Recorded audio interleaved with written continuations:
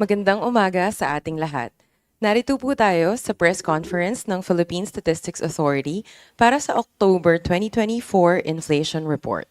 We are pleased to welcome our media partners here with us on-site and online today. Ako po si Nicole Navea, ang inyong host for today's press briefing. Bago natin simulan ang inflation report, gusto naming ipahayag na ito ay naka-livestream sa PSA Facebook page. Updates are also posted on the PSA X, formerly Twitter account with the hashtag PHCPI. Ikinagagalak ko pong ipakilala si PSA Undersecretary Dennis Mapa, National Statistician and Civil Registrar General na siyang mag-uulat tungkol sa paggalaw ng presyo ng mga bilihin sa Pilipinas nitong nakalipas na buwan ng October 2024. Ating pakinggan ang report ni Yusek Dennis Mapa. Magandang umaga sa inyong lahat. Ang Philippine Statistics Authority mag-uulat ng antas ng inflation sa bansa para sa buwan ng Oktubre 2024. Ang headline inflation o pagtaas ng presyo ng mga produkto at serbisyo sa bansa ay bumili sa antas na 2.3% nitong Oktubre 2024. Noong Setyembre 2024, ang inflation ay naitala sa antas na 1.9% at 4.9% naman noong Oktubre 2023. Ang average inflation mula Enero hanggang Oktubre 2024 ay nasa antas na 3.3%. Ang pangunahing dahilan ng mas mataas na antas ng inflation nitong Oktubre kaysa noong Setyembre 2024 ay ang mas mabilis na pagtaas ng presyo ng food and non-alcoholic beverages sa antas na 2.9%. Ito ay may 95.4% share sa pagtaas ng pangkalatang inflation sa bansa. Ang pangunahing nagambag sa pagtaas ng inflation ng food and non-alcoholic beverages ay ang mas mabilis na pagtaas ng presyo ng cereals and cereal products na may 7.5% inflation, particular dito ang bigas. Nakambag din sa pagtaas ng inflation ng food and non-alcoholic beverages ang mas mabagal na pagbaba ng presyo ng mga sumusunod. Vegetables, tubers, cooking bananas at iba pa na may negative 9.2% inflation, gaya ng talong, at fish and other seafood na may negative 0.4% inflation, particular dito ang matambaka. Pagdating naman sa antas ng overall inflation nitong Oktubre 2024, ang pangunahing commodity group na nag-ambag ay ang food and non-alcoholic beverages na may 2.9% inflation at 46.9% share. Ang mga punay nag-ambag sa inflation ng food and non-alcoholic beverages ay ang mga sumusunod: cereals and cereal products na may 7.5% inflation, particular dito ang bigas. Meat and other parts of slaughtered land animals na may 3.6% inflation, particular dito ang karne ng manok. At fruits and nuts na may 11.2% inflation, tulad ng saging. Ang housing, water, electricity, gas and other fuels ang pangalawa sa may pinakamalaking ambag sa pangkalatang inflation nitong Oktubre 2024. Ang commodity group na ito ay nagtala ng 2.4% inflation at 22% share sa pangkalatang inflation sa bansa. Ang mga pangunahing nag-ambag sa inflation ng housing, water, electricity, gas and other fuels ay ang mga sumusunod: renta sa bahay na may 2.1% inflation, LPG na may 6.3% inflation, at bayad sa supply ng tubig na may 7.0% inflation. Ang pangatlong commodity group na may pinakamalaking ambag sa pangkalatang inflation nitong Oktubre 2024 ay ang restaurants and accommodation services na may 3.9% inflation at 16.1% share. Ang pangunahing nag-ambag sa inflation ng restaurants and accommodation services ay ang restaurants, cafe and the like na may 3.9% inflation.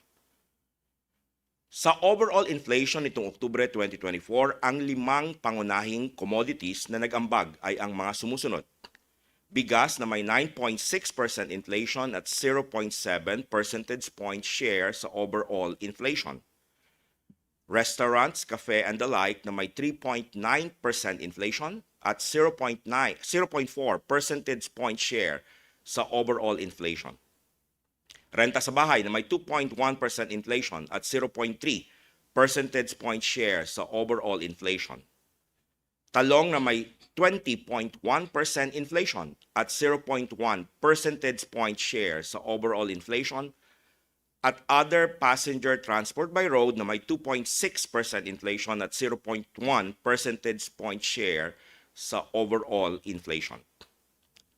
Sa mga commodity groups, nagtala ng mas mabilis na pagtaas ng inflation nitong Oktubre 2024 kumpara noong Setyembre ang food and non-alcoholic beverages na may 2.9% inflation.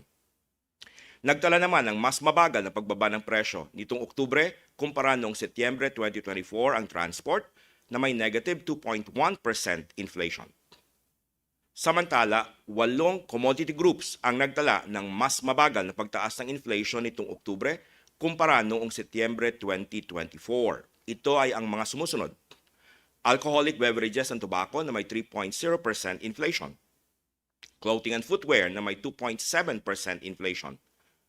Housing, water, electricity, gas, and other fuels na may 2.4% inflation. Furnishings, household equipment, and routine household maintenance na may 2.4% inflation. Information and communication na may 0.2% inflation. Recreation, sport, and culture na may 2.6% inflation. Restaurants and accommodation services na may 3.9% inflation. At personal care and miscellaneous goods and services na may 2.8% inflation. Nanatili naman sa kanilang antas ng inflation noong Setyembre 2024 ang mga sumusunod na commodity groups. Health na may 2.6% inflation, education services na may 4.3% inflation, at financial services na may negative 0.6% inflation. Sa mga pangkat ng pagkain sa bansa, nagpakita ng mas mabilis na pagtaas ng presyo nitong Oktubre 2024 ang mga sumusunod. Bigas na may 9.6% inflation at mais na may 9.7% inflation. Samantala, nagpakita naman ng mas mabagal na pagtaas ng presyo nitong Oktubre 2024 ang mga sumusunod. Flour, bread, and other bakery products, pasta products, and other cereals na may 2.2% inflation. Milk, other dairy products, and eggs na may 3.6% inflation, particular dito ang itlog ng manok. Fruits and nuts na may 11.2% inflation gaya ng saging, at ready-made food and other food products not elsewhere classified na may 4.6% inflation, particular dito ang luya. Nagtala naman ng mas mabagal na pagbaba ng presyo nitong Oktubre 2024 ang mga sumusunod. Fish and other seafood na may negative 0.4% inflation tulad ng matambaka. Oils and fats na may negative 0.4% inflation tulad ng mantika. Vegetables, tubers, cooking bananas at iba pa na may negative 9.2% inflation tulad ng saging, at sugar, confectionery and desserts na may negative 3.3% inflation, particular dito ang asukal na pula. Samantala, nanatili naman sa kanilang antas ng inflation noong Setyembre ang meat and other parts of slaughtered land animals na may 3.6% inflation, particular dito ang karne ng manok.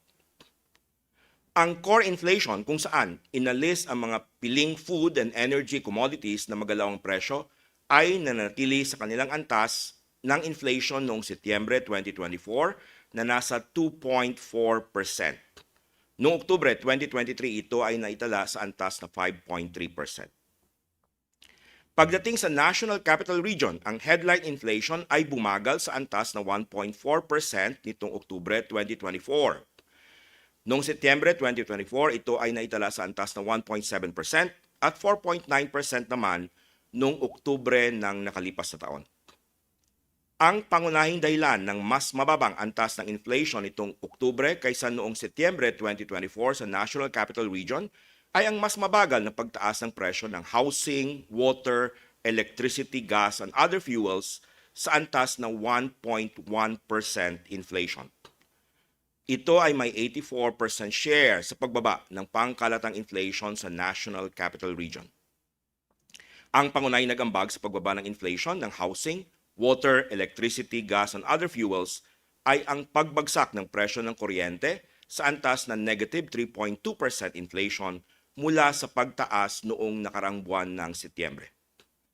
Nakaambag din sa pagbaba ng inflation ng housing, water, electricity, gas, and other fuels ang mas mabagal na pagtaas ng presyo ng LPG na may 5.7% inflation. Ang pangalawang dahilan ng mas mababang antas ng inflation nitong Oktubre kaysa noong Setyembre 2024 sa National Capital Region ay ang mas mabilis na pagbagsak ng presyo ng transport.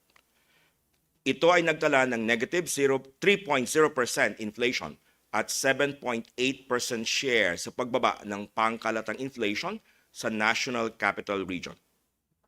Ang nag-ambag na malaki sa pagbagsak ng inflation ng transport sa NCR ay ang mas mabagal na pagtaas ng presyo ng pamasahe sa jeep na may 0.3% inflation.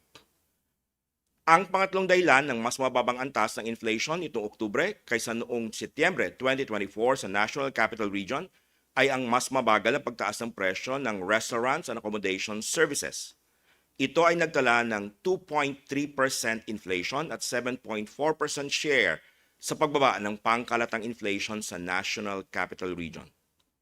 Ang nag-ambag ng malaki sa pagbaba ng inflation ng restaurants and accommodation services sa NCR ay ang mas mabagal na pagtaas ng presyo ng restaurants, cafe and the like na may 2.3% inflation.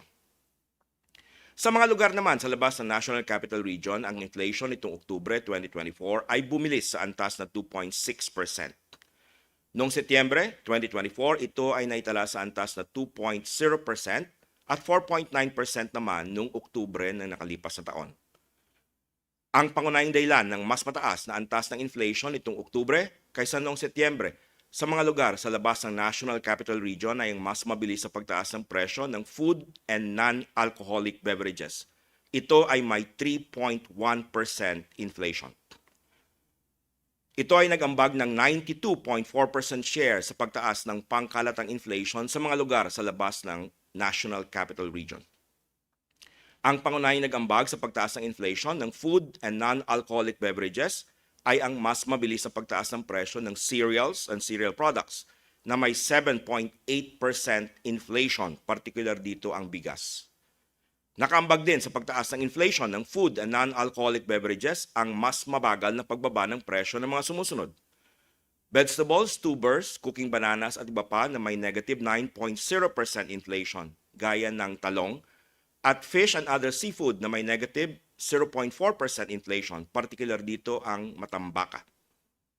Ang pangalawang dahilan ng mas mataas na inflation nitong Oktubre kumpara noong Setyembre 2024 sa mga lugar sa labas ng National Capital Region ay ang mas mabagal na pagbaba ng presyo ng transport. Ito ay nagtala ng negative 1.9% inflation at 7.6% share sa pagtaas ng pangkalatang inflation sa mga lugar sa labas ng National Capital Region. Ang nag-ambag ng malaki sa pagbagal ng pagbagsak ng inflation sa transport ay ang mas mabagal na pagbaba ng presyo ng mga sumusunod. Gasolina na may negative 11.2% inflation at diesel na may negative 19.0% inflation. Nakaambag din sa mas mabagal na pagbagsak ng inflation ng transport ang pagtaas ng pamasahe sa barko sa antas na 10.6% mula sa pagbaba noong nakaraang buwan ng Setyembre. Ang pinakamataas na inflation sa mga riyon sa labas ng National Capital Region itong Oktubre 2024 ay naitala sa Region 6 o Western Visayas na may 3.9% inflation mula sa 3.4% inflation noong Setyembre 2024. Samantala, ang pinakamababang inflation sa mga riyon sa labas ng National Capital Region itong Oktubre ay naitala sa Cordillera Administrative Region na may 1.4% inflation mula sa 1.2% inflation noong Setyembre 2024. Kung ihambing sa inflation noong Setyembre 2024, 15 riyon sa labas ng National Capital Region ang nagtala ng mas mataas na inflation rates nitong buwan ng Oktubre 2024. Ito ay ang mga riyon na may kulay asul. Samantala, ang Region 11 o Davao Region ang nagtala ng mas mababang inflation nitong Oktubre 2024 kumpara noong Setyembre 2024. Ang inflation para sa bottom 30% income households nitong Oktubre 2024 ay bumilis din sa antas na 3.4%.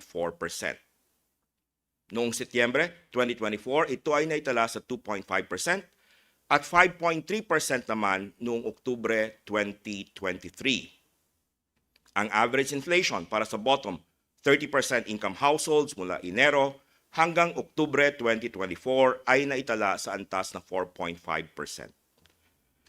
Ang pangunahing dahilan ng mas mataas na antas na inflation nitong Oktubre 2024 para sa bottom 30% income households ay ang mas mabilis na pagtaas ng presyo ng food and non-alcoholic beverages na may 3.9% inflation at 95.3% share sa pagtaas ng inflation para sa bottom 30% income households.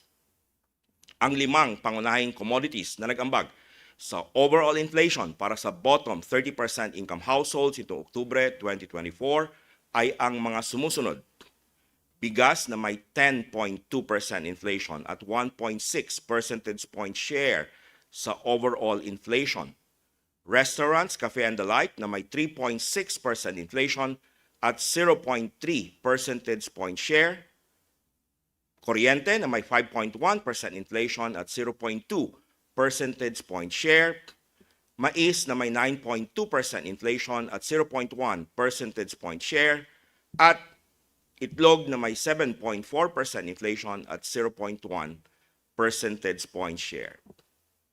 Ang monthly data ng inflation para sa all-income households at bottom 30% income households ay inyong makikita sa website ng Philippine Statistics Authority.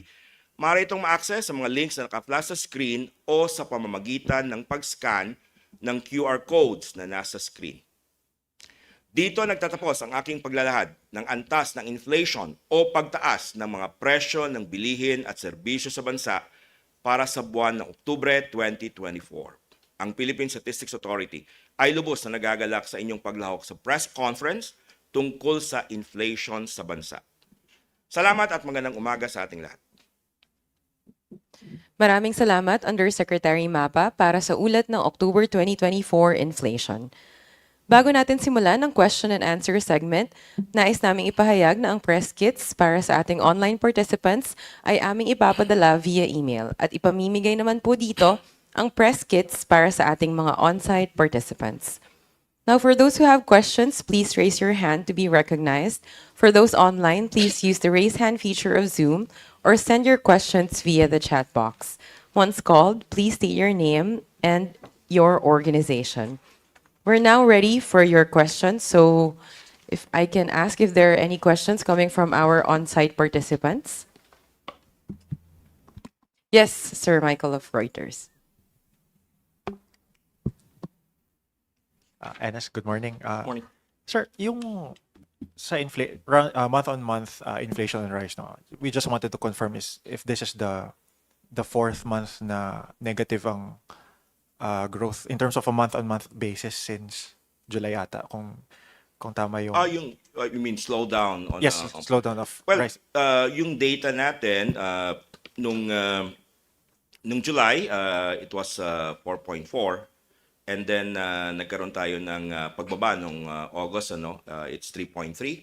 And then nung Setyembre, 1.9, and then tumaas ngayon ng 2.3%. So nag-peak siya at least itong month ng o itong taon 2024, nag-peak siya at 4.4 nung July. And then slowed down for 2 months, and then we have change in the direction naman itong October. Enes, I think that's that's on a year-on-year basis. We just wanted to ask yun on a month-on-month basis. All right, let me check. Sige. Okay, ito na, month on month. Yung well, pareho rin yung istorya dito, month on month, July 0.7, and then 0.1 siya nung August, negative 0.2 nung Setyembre, tapos tumaas ngayon ng 0.2. This is seasonally adjusted. This is not seasonally adjusted. Okay. Do you want to look at seasonally adjusted? I'll just refer you to the staff na lang siguro later for the time series. Sige, sir. And Okay. we just wanted to get a sense of how the typhoons will impact on inflation kasi we've had two last month and there's another one coming this month, especially on food prices. Yung kanina na mention ko of course yung ating major contributor dito sa October 2024 ay yung pagtaas nung presyo ng pagkain, no? Nasa 2.9% siya inflation versus yung 1.4 noong buwan ng Setyembre. At dito ang isa sa mga contributors ay yung vegetables. Bumaba na ito noong Setyembre, ano. Negative pa rin naman siya pero nagkaroon tayo ng mas mabagal na pagbagsak ng presyo. Nung month ng September, ang vegetable na basket natin, substantially kasi ito yung weight niya. It was negative 15.8% yung inflation niya. Noong October naman, negative pa rin siya, but 9.2. And then nakita namin may mga presyo na doon sa specific items na tumataas, no? Like for example, I did mention kanina yung talong, no, na mas double digit yung pagtaas niya. So may mga presyo na umaakyat. And of course, the expectation is that itong month ng November, siguro yung first 2 weeks natin, makikita rin natin pa ang pagtaas ng presyo ng vegetables. So we are tracking that. Normally nakikita natin yun after the typhoon and then magno-normalize na naman. Thank you. Thank you. We have a question from Miss Luisa of Business World. Hello, good morning, Yusek. Morning. Luisa from Business World. Yusek, maybe on rice, because we saw there was a faster rice inflation for October. Even though the past few months we had started seeing it to ease, no? Maybe just to ask, what were the factors that contributed to this? Was it the storm damage? And on a maybe to ask on the impact of the tariff cut, how is it still coming into play in the taming of rice prices? Yeah. Thank you. Let's look at muna yung inflation and then we'll Sure. look at the price level. Thank you. So yung inflation, kaya tumaas tayo dito sa bigas, tama ka, pababa na ito, ano. Yung dito yung rice inflation natin, this is for all income households nationwide.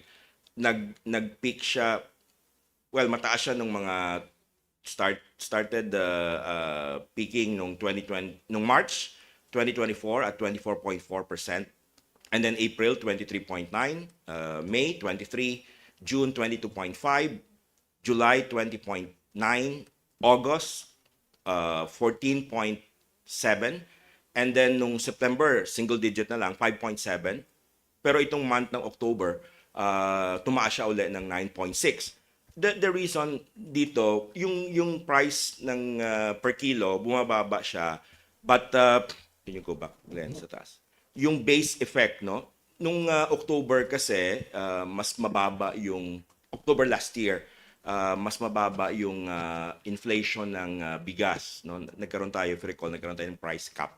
So bumaba siya that month. So yung base effect basically made that increase in the inflation rate year on year. Dito naman sa prices, yung average price ng 1 kilo of rice, so if you recall, tatlo yung ating commodity items dito sa bigas, ano, yung regular milled, well milled, and special. Patuloy pa rin yung pagbaba month on month. So last month of September, ang average price per kilo nationwide ay nasa 50 pesos and 47 centavos for 1 kilo of regular milled rice. Ngayong October, ito ay bumaba sa 50 pesos and 22 centavos. So may month-on-month siya na negative 0.5%. The same is true with the well-milled rice. September, it is average price per kilo nationwide is about 55 pesos and 51 centavos. October, slightly lower, 55 pesos and 28 centavos. And the last one, special rice, September average price nationwide is 64 pesos and 5 centavos.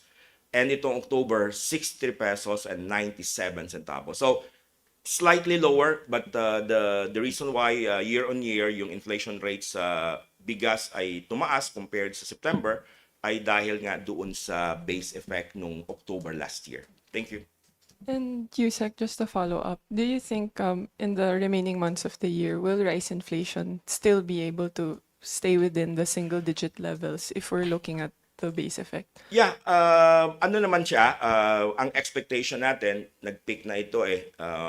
Ito lang, parang this is just a blip, no?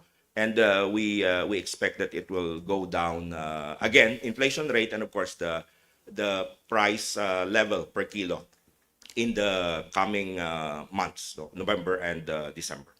Thank you. Thank you. Thank you very much. Any questions from our on-site participants? How about our online? Okay. So no more questions. Last call. All right. Go ahead, Sir Cliff. Yusek, if I'm not mistaken, the running tally or the latest tally on the losses to Typhoon. agriculture due to the typhoon is now around 6 billion, and I think close to 10 hectares of plantation farmland were damaged. How would this affect the November inflation and also December inflation? Well, una, kasi titingnan muna natin yung impact niya doon sa production, ano? Nagkaroon na tayo ng estimate pero nung third quarter kasi ito pumasok yung latest typhoon na October. So, mayroon tayong monthly surveys but i-report na natin ito for the fourth quarter. But ang tinitingnan namin dito una yung palay, of course, no? Importante kasi yung palay production natin. So we have estimates naman by when is this due? Yung October by middle of November. Yung ating standing crop. We will have an estimate by middle of November nung palay production based on standing crop. But the overall effect would be fourth quarter, no? Itong third quarter naman, ilalabas natin yung value and volume of production in agriculture and fisheries tomorrow. Tama ba tomorrow? Agri. Okay, yung palayan corn nasa website na. Yung entire value and volume of production will be tomorrow for the third quarter. So dito makikita natin yung ating volume of production of all the major agricultural commodities including yung sa fishery sector. So doon makikita natin kung mayroon ba tayong reduction sa supply at least on the third quarter kasi we've been experiencing also typhoon in the past. Pero itong month ng October, makikita pa natin ditong November for the fourth quarter na kasi siya papasok. Ano. However, based on historical data naman, makikita natin talaga na pag mayroong typhoon, lalo na itong mga malalakas at may mga binabaha tayo, pagkatapos nun, mayroon talagang mga items na tumataas at ang isa doon ay yung vegetables. So, yun yung expectation natin. Kaya dito makikita natin na while the vegetable sub-commodity basket is still or has still a negative inflation, pero hindi na siya ganun kalaki compared to last month. And then there were items already that are increasing, specific items, no, eggplant as I mentioned. Here also garlic, no, positive na rin siya. So dito nakikita natin yung immediate effect would be on the vegetable, which is also a substantial sub-commodity of our food basket. The weight of vegetables, tubers, cooking bananas, mga 2.8% yan of our basket. So yun yung may immediate effect doon sa November inflation rate natin. But we will be providing you the report after the first week visit so that we will have an idea. Ang ating presyo naman sa agricultural commodities, nire-report namin yan sa middle of the month, no, para makita natin ano yung impact nitong typhoon sa mga presyo natin. So by by November 15 or 16, you will get the report in terms of prices. Thank you. Thank you, Sir Cliff. Yes, Miss Kai? Hi, sir. Good morning po. Good morning. Sir, itatanong ko lang yung impact ng tariffs on rice. So talagang significant na po ba yung ano, like in terms of pesos? Also dun sa next few months, at least November, December, what are the possible goods that you expect would see an faster increase in inflation given holiday spending, etc.? Thank you. Okay, yung presyo ng bigas based on the retail price sa ating mga commodity outlets, bumababa naman siya. Kaso nga lang, hindi siya ganoon kabilis ang pagbagsak niya kumpara doon sa yung ina-expect natin. Ano. But patuloy siya na bumababa. So nagkaroon tayo ng tariff implementation mga middle of July yon. So I'm looking at, for example, average price nung August, month of August, and yung regular meal, ito ay average na 50 pesos and 66 centavos sa ating national level. At noong latest available data, October, ito ay nasa 50 pesos and 22 centavos average. So ang kanyang reduction ay hindi ganoon kalaki, ano. Although may reduction siya, sa NCR ito ay nasa 45 pesos and 75 centavos noong August, at itong month ng October ay nag-average ng 45 pesos and 53 centavos. So may reduction, and this is already the initial effect. But not as large as what we want. Also for well-milled rice, ang August average price ay nasa 55 pesos and 56 centavos. October average is just 55 pesos and 28 centavos. And lastly, para makompleto na natin, yung special rice nationwide, August 64 pesos and 8 centavos per kilo. Noong October, ito ay nag-average ng 63 pesos and 97 centavos per kilo. On your second question, dahil of course, bare month na, November, December, based on our past data naman, may mga increases tayo in terms of Noche Buena items, and we're already tracking this. Some of those items that are already part of our preparation, no, for the holiday. So we have ang ating some of the items, may nakita kaming pagtaas, but there are a lot of items here. Siguro kunin na lang natin mamaya. So let's say for example, yung para sa salad, may pagtaas siya na 0.3% already month on month. Para naman dun sa fruit cocktail, mayroon siyang 2.1% year on year. Parang flat pa siya month on month.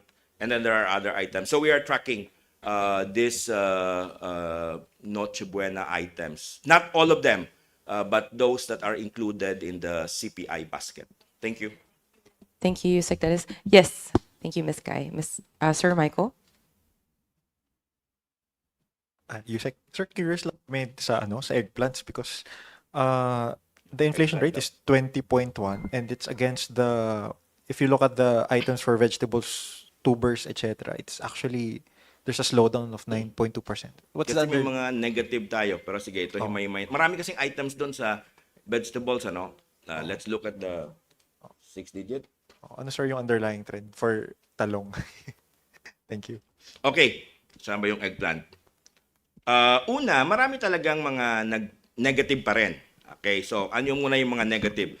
So I'm looking here, cabbage, no? Negative pa rin siya, negative 35.2% inflation year on year. Yung ating mga sile, peppers, negative 27.2% year on year. Tomatoes, negative 26.2% year on year.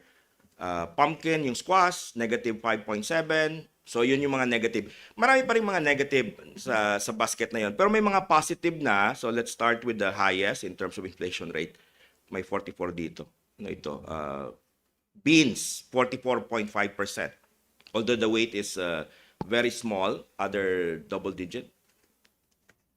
Taro, 24.8. And let's go to eggplant. Yung eggplant, 20.1% year on year. Negative siya nung September, negative 5.6. So talagang reverse ito. Typhoon talaga ito dahil negative 5.6% eh. And then mababa siya in the previous months. So talagang tumaas lang siya ngayon. Also yung cucumbers, 26.5% din from negative in the previous months. So ito yung mga effect of typhoon flooding. And then later on normalize na naman. So ito yung mga spikes. There are items within the vegetable sub-commodity basket na tuloy pa rin yung pagbaba, tomatoes, but there are already items that increase this month of October. Thank you.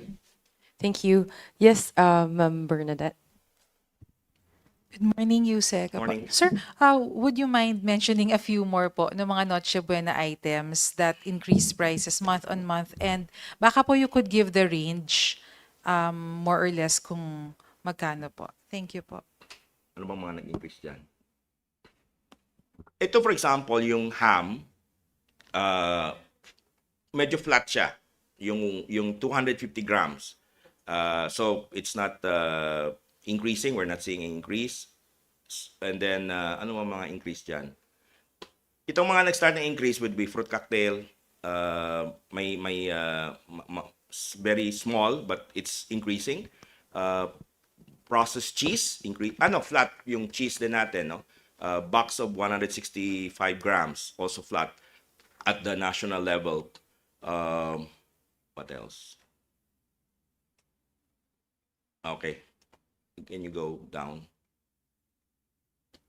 Mayonnaise, medyo tumaas siya slightly since the start of the year, itong month of September, October. Are there other items? Spaghetti sauce, tumaas din, few centavos for the month of September, October from the previous months. And then, what are the other items? Ito na yung pasta, no, for spaghetti. Also increased slightly itong month ng September, October, but few centavos. We can provide you with the time series. So may nakikita tayong mga flat mula nung January hanggang October, pero may mga ibang items na tumataas siya, but very small yung incremental increase. Of course, this is average national level, and we are looking at a lot of commodity outlets dito. In some commodity outlets, the prices would be higher perhaps than other commodity outlets, but on the average, we are seeing increases, but very small amount. Thank you. Thank you very much. Do we have any last questions before we close our Q&A segment? All right, if there are no more questions, that ends our Q&A segment. We would like to thank our media partners for joining us in the October 2024 Inflation Press Conference. We hope for your continued support in communicating statistics to the public. You may visit our official website, psa.gov.ph, for more updates. Once again, I'm Nicole Navea of the Philippine Statistics Authority. Maraming salamat at magandang araw sa inyong lahat. Thank you. Specific.